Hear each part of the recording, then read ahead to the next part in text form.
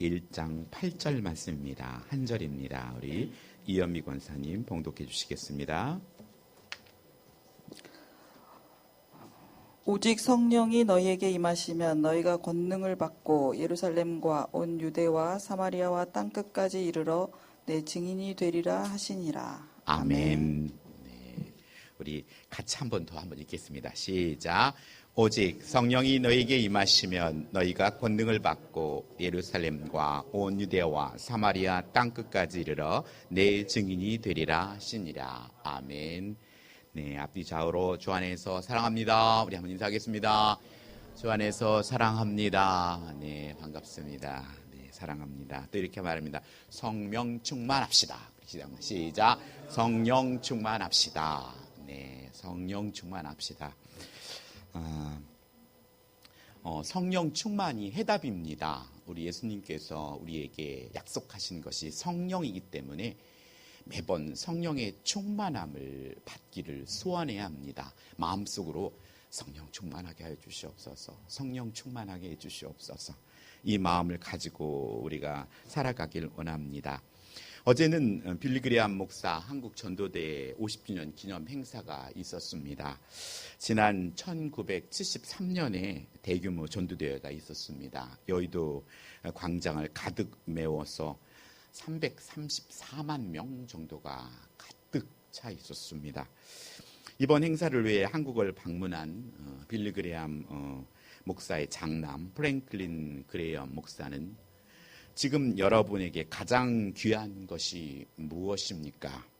두둑한 통장, 멋진 차, 근사한 아파트, 든든한 직장 등을 꼽을 수 있겠지만 이런 것들을 다 갖고 영혼을 잃어버리면 아무 소용이 없다라고 전파하였습니다. 이만큼 영적 가치가 중요하다는 것입니다. 시간은 금방 갑니다. 어른들 말 하나 틀린 거 없고 젊었을 때는 청년의 때는 언제 시간이 가나 하지만 이제 30대를 넘어가면 자기가 몇 살인지도 잊어버릴 만큼 속도가 붙습니다. 그만큼 시간은 빠르게 지나갑니다. 빌리그레암 목사는 성령 충만이라는 걸 이렇게 정의했습니다. 성령과 성령의 능력의 지배를 받는 것이다. 에베소서 5장 18절에서 바울은 술 취하지 말라. 이는 방탕한 것이니 오직 성령의 충만을 받으라고 하였습니다. 여기서 바울은 두 가지 사실을 대두시켜 설명합니다. 술에 충만한 사람은 술의 지배를 받게 되고 술에 의해서 그의 정상적인 능력이나 행동이 유린당하게 된다. 우리는 어떤 사람이 술의 영향하에 놓여 있다고 가끔 말하게 되는데 이는 흥미있는 일이다. 성령 충만이란 이와 유사하다. 우리는 성령의 영향하에 있다. 이것이 바로 성령 충만이다 라고 빌리그레암 목사는 정의했습니다. 내가 성령의 영향 아래에 있는가 아니면 그 성령의 영향 밖에 있는가, 이것이 성령 충만의 요소입니다. 성령의 영향 아래에 있다면 그 영향을 받으며 살아가지만 그 외에는 그건 죄입니다. 예수님의 부활 승천하셔서 하나님 우편에 계시지만 우리는 말씀과 성령을 통해 주님과 함께 할 수 있습니다. 주님은 내가 너희와 항상 끝날까지 함께 하겠다고 말했습니다. 그것이 임마누엘입니다. 그래서 우리는 성령을 받아야 하고 또 성령 충만해야 합니다. 성령님은 하나님 우리에게 주신 최고의 보물입니다. 예수님이 마가 다락방 강화에서도 보혜사 성령을 보내주시겠다고 여러 번 말씀했습니다. 당신이 보혜사고 또 다른 보혜사, 그것이 바로 성령입니다. 예수님은 3차원 공간에 계실 수 있지만 하늘로 오르시고 믿는 이들에게 성령을 보내주셔서 함께 하십니다. 그래서 오늘 우리는 말씀이라는 넓은 바다 위에 성령의 기름 부을 때 하나님의 놀라운 역사를 경험하게 됩니다. 어릴 적 아이들이 블럭 놀이를 하더라고요. 블럭 놀이라는 데 때때마다 블럭을 추가해서 사주었습니다. 블럭이 조금 있으면 자기가 멋진 걸 만들고 싶어도 한계가 있습니다. 하지만 블록 조각이 여러 모양으로 잔뜩 있으면 자기가 원하는 여러 가지 모양을 구현해낼 수 있듯이 하나님의 말씀을 많이 알고 하나님의 뜻이 무엇인지 하나님 말씀을 많이 읽고 말씀이 머릿속에 마음속에 가득 채워 있는 사람은 그 속에 성령의 기름 부음이 부어지기만 하면 하나님의 일들을 많이 효과적으로 감당해낼 수 있습니다. 사도 바울이 대표적인 예입니다. 그렇듯이 오늘 우리는 이 성경을, 이 하나님이 주신 우리 하나님 말씀을 사모하고 읽어야 합니다. 그래서 유대인들은 이 성경을 초등학교 때 성경을 무조건 암송시킵니다. 그리고 청소년이 되면 그 성경을 논합니다. 그리고 청년이 되면 그 말씀을 삶에 적용합니다. 그러니 그들에게 있어서 지혜와 총명이 나타나게 되는 겁니다. 그래서 어린 아이들이 태어났을 때 하나님의 말씀을 암송시키는 것, 그건 아주 귀한 교육 방법입니다. 우리 어른이 되어서는 암송이 안 되지만 어린이들은 됩니다. 저도 실제로 군대 갔다 와서 잠깐 제가 섬기는 교회 잡기 전에 어머니 다니는 교회에 주일학교에 갔어요. 가면 항상 저는 주일학교를 찾아요. 저 교사로 돕겠다고. 했더니 그때가 마침 성경 암송 대회가 있는 날이었습니다. 그 시기였어요. 근데 초등학교 3학년인가 2학년 아이가 우리는 보통 뭐 몇 절 이런데 요한복음 전체를 암송하더라고요. 그래서 근데 요한복음 전체를 암송하는 것이 우리는 신기하지만 구약에 있는 유대인들은 구약 전체를 암송해 버립니다. 그러니까는 우리가 가르침에 있어서 우리가 못한다고 우리의 자녀들이 못한다고 생각해서는 안 된다는 겁니다. 어쩌면 진짜 잘 가르치는 부모는 나는 못해도 우리 자녀가 할 수 있도록 인도하는 것, 그게 잘 가르치는 선생님입니다. 자신의 한계에서 선을 긋지 말아야 합니다. 지금도 늦지 않았습니다. 하나님 말씀을 암송하는 일, 하나님 말씀을 보는 일, 여러분이 게을리하지 않기를 바랍니다. 하지만 말씀을 보고 또 듣는 이유는 성령께서 깨닫게 해주셔야 합니다. 제 아무리 성경을 100번 읽고 1000번 읽고 써도 그 말씀이 성령의 역사하심과 조명하심이 없으면 그건 아무런 능력을 발휘할 수 없습니다. 그래서 한 말씀 한 말씀이 내게 있더라도 성령께서 그걸 깨닫게 해주실 때 그건 하나님이 내게 주신 말씀으로 능력의 말씀이 되게 됩니다. 오늘 예수님은 나의 구원자, 나의 삶의 주인으로 영접할 때 예수님은 우리에게 성령님을 보내주십니다. 구약 시대에는 성령이 사람에게 임했다가 떠나기도 했습니다. 하지만 예수님이 부활 승천하시고 우리에게 약속하신 성령은 우리에게 한번 오시면 떠나지 않습니다.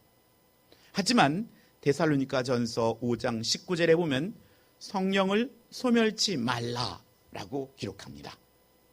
소멸치 말라는 말은 성령이 떠난다는 말이 아니라 불같이 일어나는 성령의 감동의 역사를 거부하여서 그것을 차갑게 식히게 한다는 의미입니다. 여러분이 저는 시골에서 모닥불이나 불을 많이 떼어서 밥도 짓고 또 군불도 떼고 해서 불과 가까이 있지만 지금 현대를 살아가는 우리들은 사실 불과 접할 수 있는 기회가 많지 않습니다. 불을 떼다 보면 많은 지혜를 얻기도 합니다.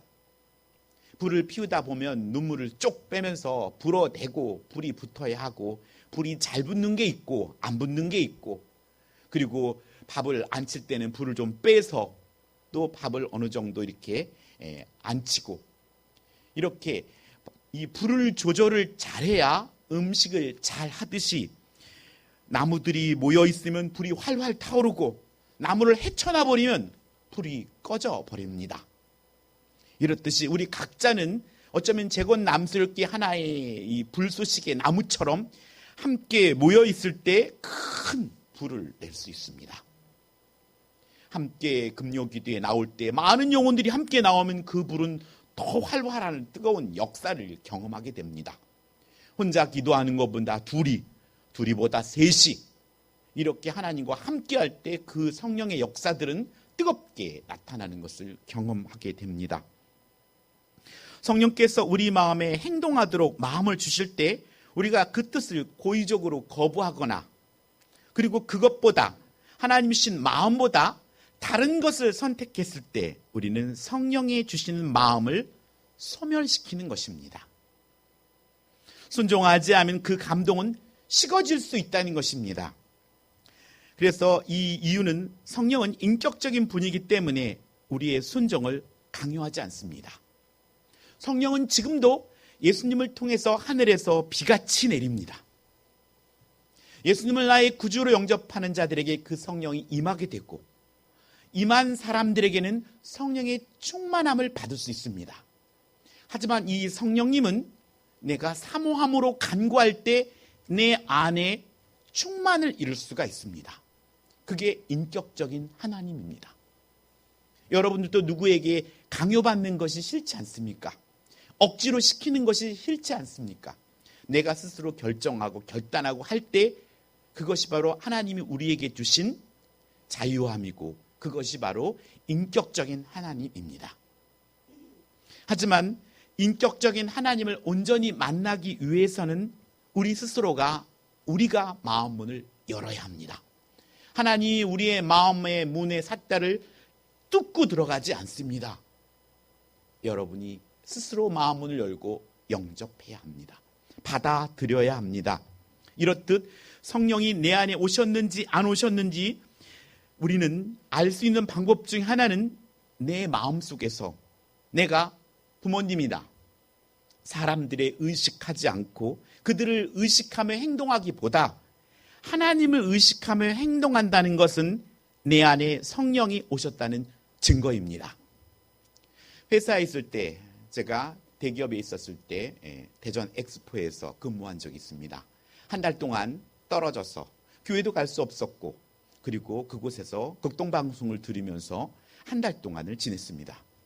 그때 제 자신을 돌아봅니다. 내가 교회에 가고 일주일이 되면 가고 토요일이 되면 청년회장으로 가서 말씀을 섬기는 거와 내가 뚝 떨어져서 아무도 모르는 곳에 있었을 때 내 모습을 비추어 봤을 때 제 자신을 보게 됩니다. 처음에는 제가 사람의 눈치를 안 보니까 무지 자유로움을 느끼지만 이러면 안 되겠다. 하나님 앞에서 행동해야지 사람들 앞에서 내가 행동했던 것이 생각났고 그래서 내 자신을 다시 한번 하나님 앞에 고쳐 잡기 시작했습니다. 이렇듯이 때로는 부모님이 나를 교회에 안 가면 또 관계가 불편할까 봐 그 단계를 넘어서서 내가 하나님을 의식하며 행동한다는 것은 내 안에 성령이 오셨다는 증거입니다. 또한 고린도전서 12장 3절에 성령으로 아니고는 누구든지 예수를 주라 할 수 없느니라 라고 말씀합니다. 내가 예수님을 주님, 이 주님이라는 말이 주인님이란 말입니다. 예수님을 주인님, 주인님이라고 말하는 것이 꺼리낌이 없다면 내 안에 성령이 계신 증거입니다. 주인님, 저는 하나님의 종입니다. 말씀해 주시옵소서. 제 마음대로 행동하지 않고 주님의 뜻을 따라 움직이고 싶습니다. 적어도 그렇게 살지는 못해도 그 마음을 갖고 있다면 내 안에 성령이 계시다는 증거입니다. 불순종과 죄로 인하여서 성령의 역사를 쉽게 만드는 일들은 우리 주변에 종종 일어납니다.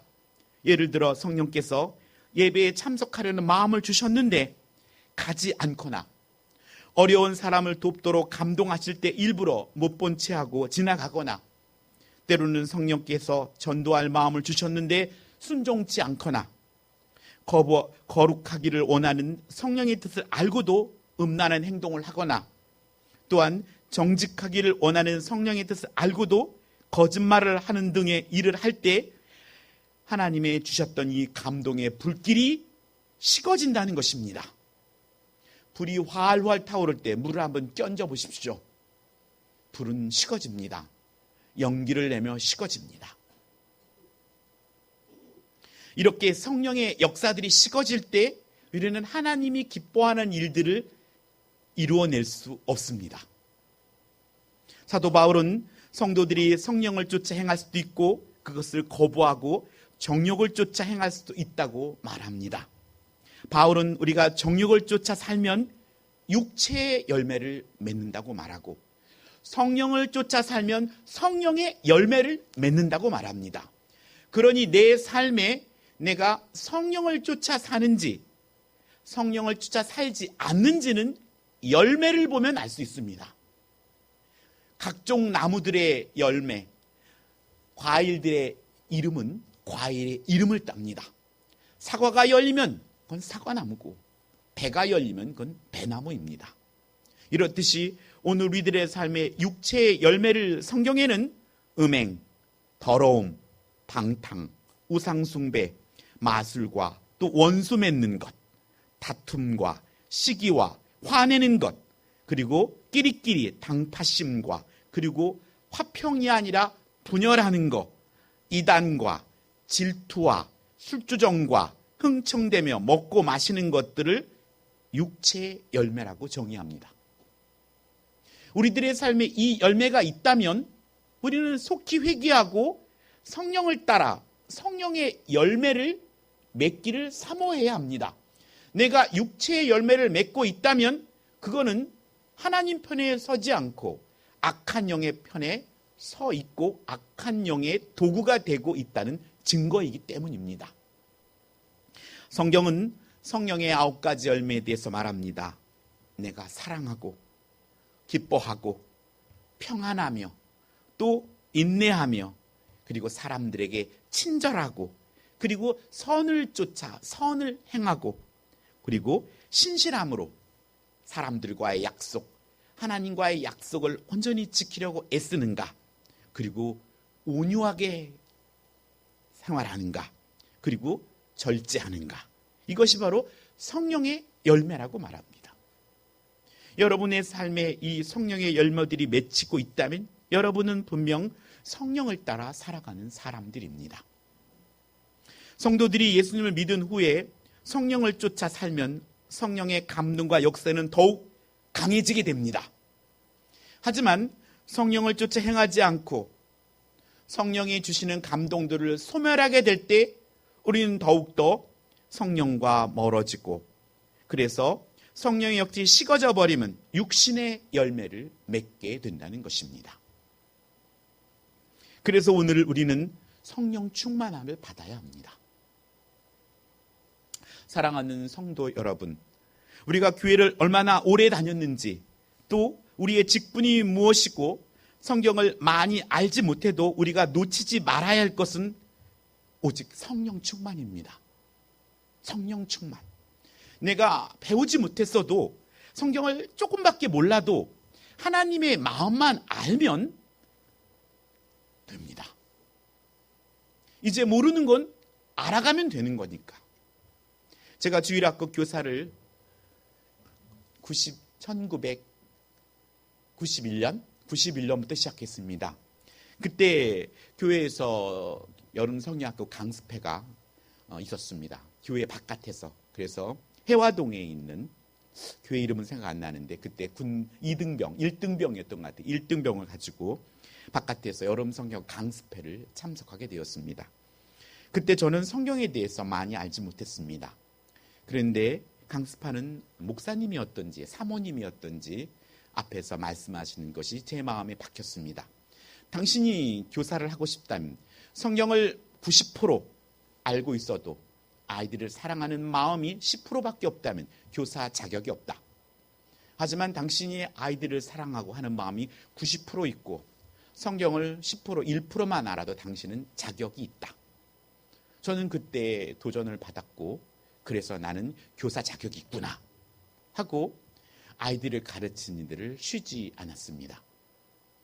하나님을 사랑한다면 또 하나님 만나기를 사모한다면 성경을 몰라도 그리고 내가 신앙생활 오래 하지 않았어도 그것은 우리에게 기회가 있는 것이고 하나님이 기뻐하는 모습입니다. 하지만 성경을 내가 100번을 읽고 성경을 달달 외웠어도 하나님을 사랑하는 마음이 없다면 아직 하나님의 일을 할 준비가 안 된 것입니다. 오늘 우리가 성령의 충만함을 구하는 것은 하나님의 마음, 하나님이 기뻐하는 마음, 하나님이 원하시는 삶을 살고자 애쓰는 하나님의 눈치, 하나님의 눈을 의식하며 살아가는 삶입니다. 오늘 이 성령 충만의 비결은 성경은 기도라고 말합니다. 지난주에도 말씀드렸듯이 기도밖에 없습니다. 또한 찬양도 곡조 있는 기도로서 찬양도 성령 충만한데 큰 도움을 줍니다. 뜨거운 찬양은 성령 충만함에 이르는데 아주 효과적입니다. 또한 또 중요한 것은 성경을 읽고 쓰고 묵상하는 것, 그리고 여러분의 개인적인 경건 생활을 통해 성령의 충만함을 유지해야 합니다. 여러분이 교회를 통해서 예배만이라도 최선을 다하여 참여한다면 여러분은 성령의 충만함을 유지할 수 있습니다. 오늘 여러분이 교회에서 몇 번의 예배가 한 주간 이루어진다고 생각합니까? 주일 오전 오후, 수요일 금요 기도회, 새벽 기도회 5번, 9번입니다. 9번의 예배가 교회에서 이루어집니다. 여러분 이 9번 중에 몇 번을 참여하십니까? 1번, 2번, 3번? 도전해 보시기 바랍니다. 성령은 우리를 하나님 앞으로 나아가기를 소원합니다. 여러분의 이 도전이 있어야 합니다. 나는 그냥 이것으로 만족해. 그것은 죽은 씨앗입니다. 여러분 땅에 심겨진 씨앗이 나 요 정도만 자랄 거야 하는 씨앗이 있습니까? 도리어 잘라냅니다.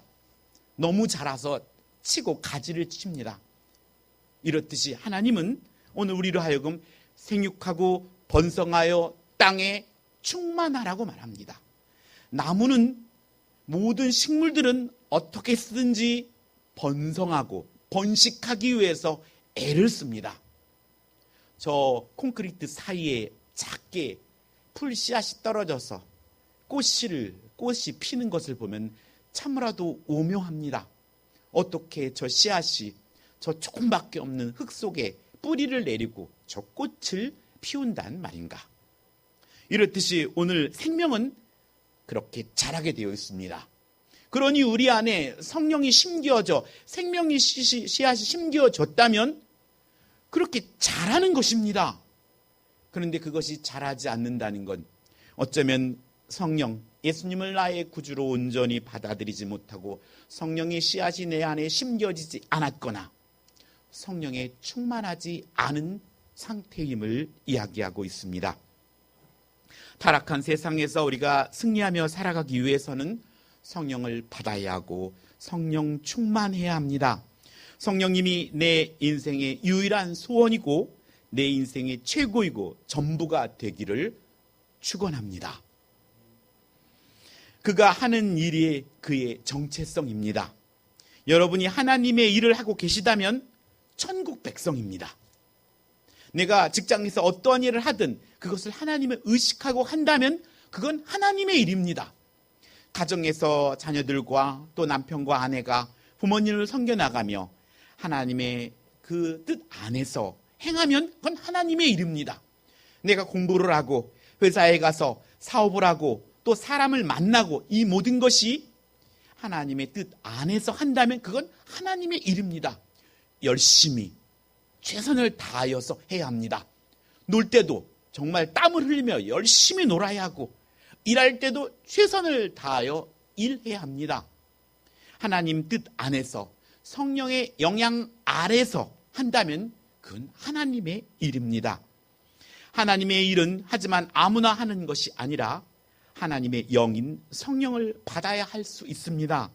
성령을 받지 않고 하나님의 나라 일을 흉내낼 수는 있지만 항상 문제를 일으킵니다. 오늘 첫 번째 성령을 우리가 받아야 구원받고 하나님의 일을 할 수 있다는 사실입니다. 예수님도 공생애를 시작하면서 요단강에서 세례를 받으실 때 성령이 비둘기처럼 임했습니다.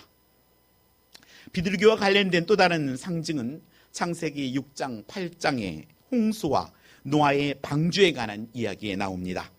노아는 마른 땅이 있는지 확인하기 위해 방주에서 비둘기를 내어 보냈는데 비둘기는 감람나무 잎을 입에 물고 돌아옵니다. 이후 감람나무 가지는 평화의 상징이 되었고 비둘기는 하나님과의 인간의 화목에 관한 좋은 소식을 전하는 하나님의 영을 상징하게 되었습니다. 성령은 비둘기같이 우리로 다툼이 아닌 평화와 복음의 전달자로 서기를 원한다는 사실입니다. 그래서 오늘 우리가 본문을 읽은 것도 오직 성령이 너에게 임하면 너희가 권능을 받고 예루살렘과 온 유대와 사마리아와 땅끝까지로 내 증인이 되리라 라고 말씀하는 것입니다. 성령 충만의 꽃은 예수님을 전하는 삶입니다. 그래서 오늘 우리가 예수님을 전하는 전도자로 살기를 바라는 것입니다. 예수님은 성령에 이끌려서 마귀에게 시험을 받으셨지만 말씀으로 물리치시며 예수님은 성령의 능력으로 사역을 시작함을 볼 수 있습니다. 성령의 능력이 아니고서는 이 땅에서 하나님의 자녀로서 살아갈 수 없습니다. 만약에 여러분이 적진에 무기도 없이 들어간다면 백발백중 숨어 있을 수밖에 없습니다. 어떻게 적군과 싸울 수 있겠습니까? 첨단 무기가 있다면 오늘 우리는 그들과 상대할 수 있습니다. 칼과 활로 싸울 때 우리에게 총이 있고 더 큰 무기들이 있다면 우리는 상대할 수 있고 자신감 있고 담대하게 나갈 수 있습니다. 하지만 적진에 어떠한 무기도 갖고 있지 않고 간다면 그냥 숨어서 그냥 나는 그들의 편은 아니지만 그들과 상대할 수 없는 상태에 놓이게 된다는 것입니다. 그래서 무늬만 그리스도인일 뿐이지 하나님의 능력을 나타낼 수 없게 된다는 것입니다. 그래서 오늘은 우리의 인생에 있어서 가장 필요한 것은 위로부터 성령의 세례를 받는 것. 성령의 세례를 받은 자는 목마르지 않는 성령의 샘물을 맛본 것뿐입니다. 그래서 예수님을 나의 구주로 영접할 때 우리는 성령의 샘물을 맛보게 됩니다. 하지만 이것은 신앙생활의 시작입니다. 성령의 세례를 받은 자는 그곳에서 머무르지 않고 성령 충만으로 나아가야 실질적인 성령의 열매를 맺는 성숙한 성도로 살아갈 수 있다는 것입니다. 그래서 우리들의 삶 속에 성령 충만, 하나님 아버지 제게 성령 충만케 해주시옵소서. 하나님의 영의 아래서 하나님의 그 불꽃 같은 눈동자 안에서 예수님의 기쁨이 되는 삶을 살게 해 주시옵소서 하는 이 끈을 놓지 않는 겁니다. 어떤 일을 하든 우리의 삶은 돌발적인 상황들이 일어납니다. 운전하다 보면 차가 쑥 들어올 수 있고 또 그건 예기치 않습니다. 그때 우리가 항상 성령을 의식하며 살아가는 겁니다. 제가 청년 때 차를 몰고 다니며 애들을 전도했습니다. 옆에 탄 어린아이가 그럽니다. 저는 앞에 뭐가 훅 들어오면 주여 이런 말을 하는데 한 아이가 앞에 타서 그럽니다. 우리 그때 당시 선생님이었으니까 선생님은 차 타면서 차가 들어오는데 욕 안 하네요. 우리 아빠는 욕하는데. 오늘 우리들의 삶 속에 우리들의 벌어지는 일들은 예기치 않은 것들이 쑥 들어옵니다.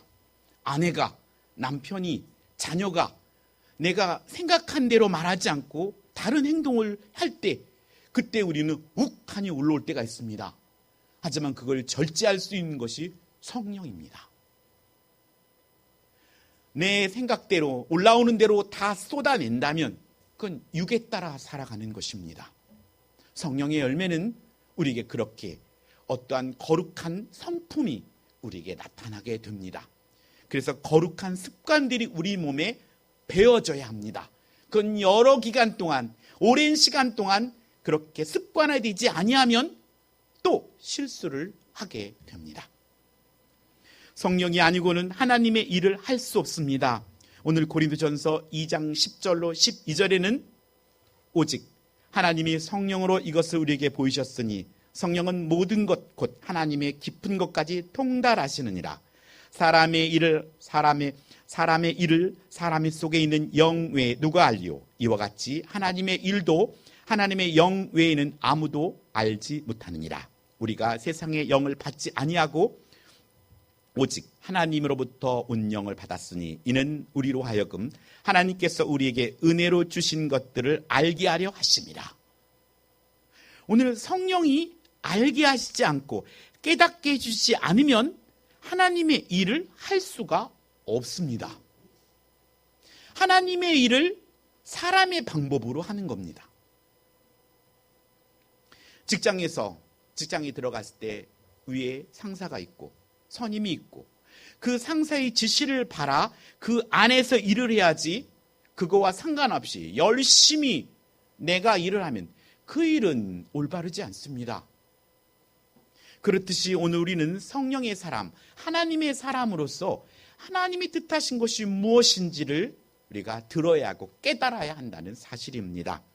그것은 우리가 성령을 받아야 하고 그래서 성령을 통해서 깨달아지고 그래서 은혜가 무엇인지 알아야 할 때 우리는 하나님의 일을 제대로 할 수 있게 됩니다.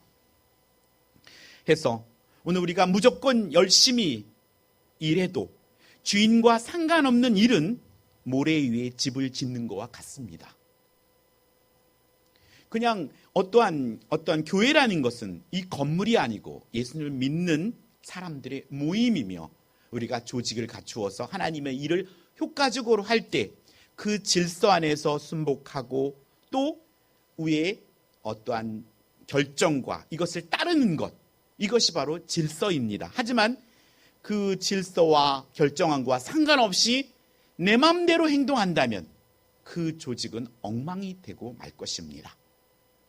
이렇듯이 하나님의 일도 똑같습니다. 성령을 모르면 불신자와 같습니다. 하지만 성령을 알지만 충만하지 아니하면 어린 아기와 같습니다. 어린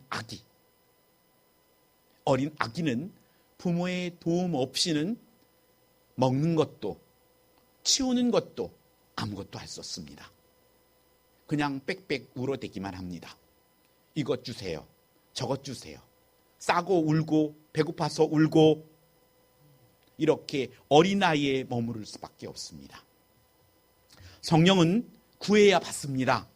누가복음 11장 13절에 너희가 약할지라도 좋은 것을 자식에게 줄 알거든 하물며 너희 하늘 아버지께서 구하는 자에게 성령을 주시지 않겠느냐 하시니라 라고 분명하게 말씀합니다. 하나님은 성령을 사모하고 구하면 부어주신다고 약속했습니다. 여러분의 삶 속에 성령을 사모하십시오. 성령 충만케 해주십시오 라고 여러분이 매 순간 눈을 뜨고라도 걸어 다니면서라도 어떠한 일을 하면서라도 이 마음을 놓지 않길 바랍니다. 또한 성령을 구할 때 어떤 자세로 구해야 합니까? 어린 사무엘이 엘리 제사장 밑에서 자랄 때 하나님의 음성이 사무엘을 부릅니다. 하지만 어린 사무엘은 하나님의 음성을 모르고 엘리 제사장에 가서 자신을 불렀냐고 말합니다. 제사장님, 저 부르셨어요? 세 번째, 이렇게 묻자 엘리 제사장은 그 음성이 하나님의 음성임을 깨닫고 사무엘에게 그가 너를 부르시거든 네가 말하기를 여호와여 말씀하옵소서 주의 종이 듣겠나이다 라고 가르쳐줍니다. 실제로 그 이후에 또 사무엘아 부를 때 사무엘은 엘리 제사장이 가르쳐준 대로 여호와여 말씀하옵소서 주의 종이 듣겠나이다 라고 말합니다. 지금 우리의 상황도 영적 사사시대와 같이 각각 그 속인에 오른 대로 살아가고 있습니다. 우리의 기도는 엘리 제사장이 가르쳐준 것처럼 말씀하옵소서 주의 종이 듣겠나이다 라는 마음으로 기도에 임할 때 성령을 받게 됩니다. 성령의 역사는 내 것을 고집부리는 어린아이같이 떼쓰는 것이 아니라 주님 말씀하십시오. 제가 그 말씀대로 살겠습니다. 이 마음으로 기도하는 겁니다. 해서 바울도 사무엘은 사역자가 되어서 기도하기를 쉬는 죄를 여호와 앞에 결탄코 범하지 않겠다고 사역하였고, 사도 바울도 쉬지 않고 기도함으로 하나님의 충성된 일꾼이 됐듯이 우리가 성령 받기 위해 하나님의 일을 하기 위해 기도하는 성도님 되시기를 축원합니다. 축원합니다. 아멘. 성령이 충만할 때 우리는 권능을 받고 전도자의 삶을 살 수 있습니다. 성령 이꼬르 권능입니다. 성령 충만은 권능 충만입니다. 초대교회가 성령을 받으니까 하나같이 예수님의 증인들이 되었습니다. 마태복음 10장 1절에 예수께서 그 12제자를 부르사 더러운 귀신을 쫓아내며 모든 병과 모든 약한 것을 고치는 권능을 주시니라. 이 권능은 영어로 파워, 힘입니다. 힘. 그것이 바로 성령 충만입니다.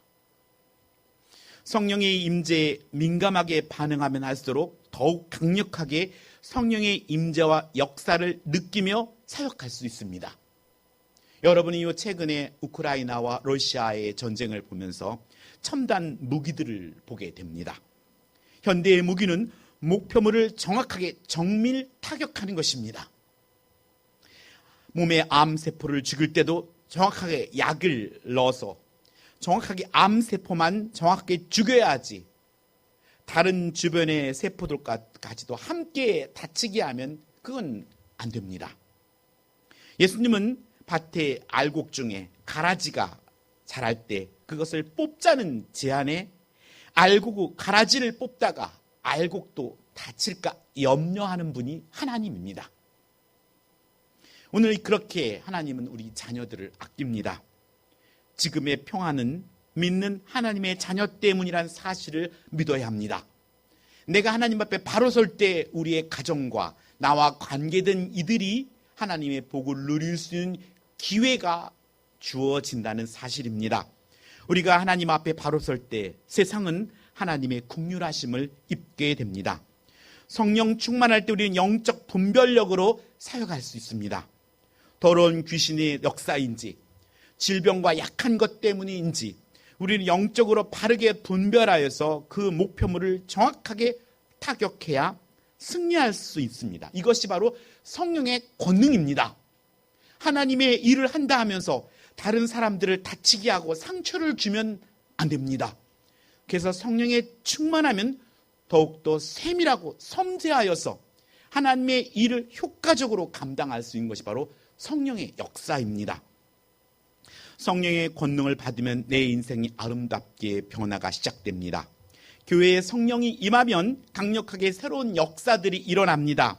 성령은 폭발적인 힘을 주지만 우리에게 꼭 맞게 선한 에너지를 줍니다. 이러한 권능을 받아야 합니다. 권능이 임하면 새롭게 변화되며 삶의 변화가 시작됩니다. 성령이 충만할 때 말씀이 능력 있고 또 영적 도전이 생긴다는 사실입니다. 베드로는 예수님을 3번이나 모른다고 했지만 성령 받은 후에 완전히 새로운 사람이 되어서 힘있게 말씀을 전하였고 듣는 회중들의 마음속에 내가 어찌할꼬 하는 영적인 도전들이 불처럼 일어났습니다. 내가 어떻게 하지? 과거가 아니라 앞으로 미래를 바라보면 내가 어떻게 하지 하면서 앞으로를 미래를 위하여 결단하는 시간들이 그들에게 있었다는 것입니다. 지나간 것을 어떻게 되돌릴 수 있겠습니까? 옛날은 그랬어. 어제는 그랬어. 조금 전에도 그랬어. 하지만 앞으로는 이렇게 해야지 하고 결단해야 성령이 여러분의 결단 속에 역사하게 되는 것입니다. 성령은 인격적인 하나님이기 때문입니다. 우리 각자가 성령 충만할 때 교회는 부흥하게 됩니다. 예수님께서 성령을 보내신 이유는 성령을 통해서 예수님을 더 알리기 위해서였습니다. 우리가 성령 충만할 때 예수님을 닮아가게 됩니다. 여러분이 잘 알고 있는 스테반 집사는 그의 죽음과 또 모든 삶 속에 예수님을 닮았지 않습니까? 돌에 맞아 죽어가면서 주님 제 영혼을 받으시옵소서, 주여 이 죄를 그들에게 돌리지 마소서라고 기도하며 그가 하나님 품에 안깁니다. 우리는 늘 확인해야 합니다. 우리에게 성령의 열매가 열리는지 말입니다. 성령의 인도함을 받는지 말입니다. 성령의 불이 뜨겁게 타고 있는지 말입니다.